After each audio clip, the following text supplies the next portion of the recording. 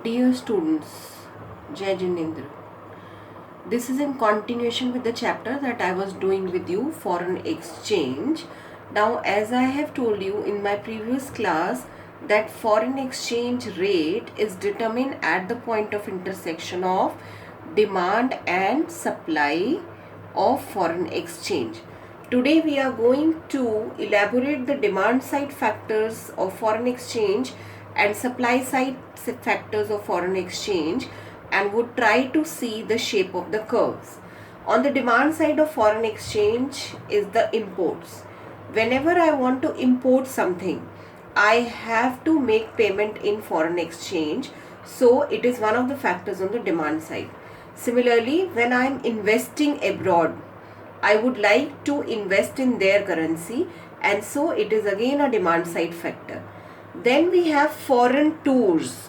If I have to go to some foreign country, I would require their currency. So foreign tours is again a factor on the demand side.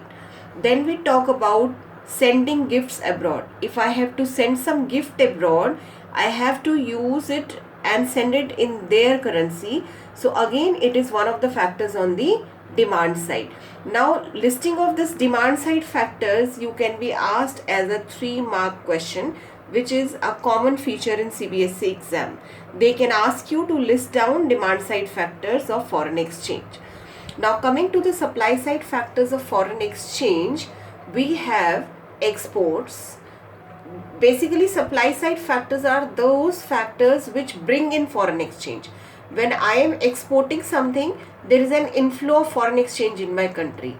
Then second is tourism. When there is some tourists coming in my country, or medical tourism for dental treatment or for any other treatment, when people are coming to my country, they bring in foreign exchange, and hence it is a supply side factor. Similarly, when they are investing in my country, they are bringing in foreign exchange. And remittances sent from abroad means some relative is sending money to their families in India, so it is an inflow of foreign exchange.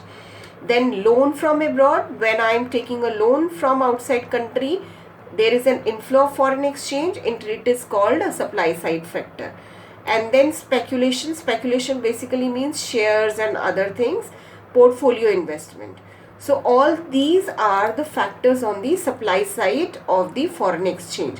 Now again, as per CBSE, it is a 3-mark question where you are supposed to make a list of supply side factors and demand side factor. Now I come to the shape of demand curve. As we all know that demand curve is always downward sloping for any commodity.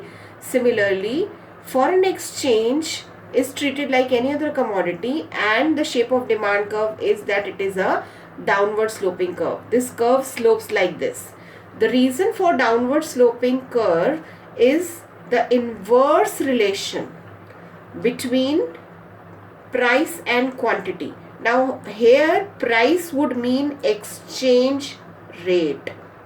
Price would mean exchange rate. There is an inverse relationship between exchange rate and the quantity demanded. Is this clear? Lower is the price of a dollar, higher will be the demand of dollar. Is it clear? Or we say higher is the exchange rate, lower will be the demand of the foreign currency. Now moving on to the shape of supply curve, our supply curve is an upward sloping curve like this. The reason for upward sloping is direct relationship between price and quantity. Again here price is referring to my exchange rate. As exchange rate is increasing, supply of foreign currency is also increasing in my country, and vice versa.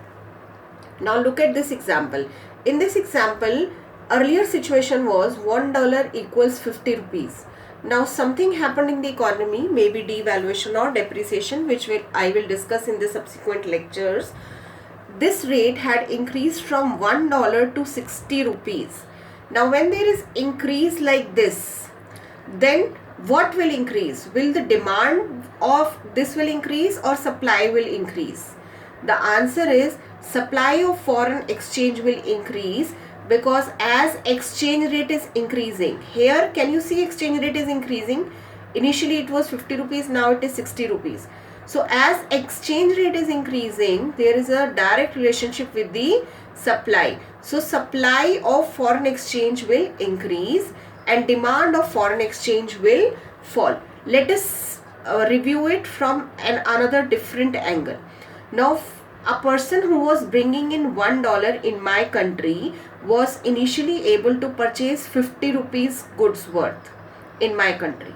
Now he can buy 60 rupees. So when a foreigner is buying in my country, it is called an export. So when this situation happens, there is increase in export.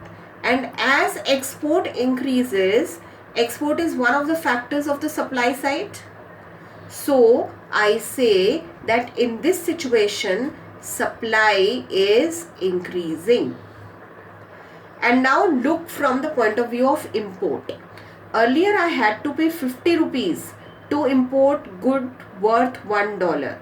Now I have to do away with 60 rupees to pay import of goods of worth $1. So that means my imports will fall. And import is one of the factor of which side? Demand side. So what is happening? As import is one of the factors of the demand side, and we have clearly shown that in this situation import is falling and export is rising. Therefore, whenever my exchange rate is increasing, what will happen? Our supply of foreign exchange will increase and demand of foreign exchange will fall. I hope this is clear to you. You are requested to go through your textbook, especially of this topic, demand side factors and supply side factors and determination of equilibrium. I shall be discussing next topic with you tomorrow in the same kind of series. Thank you so much. Thank you.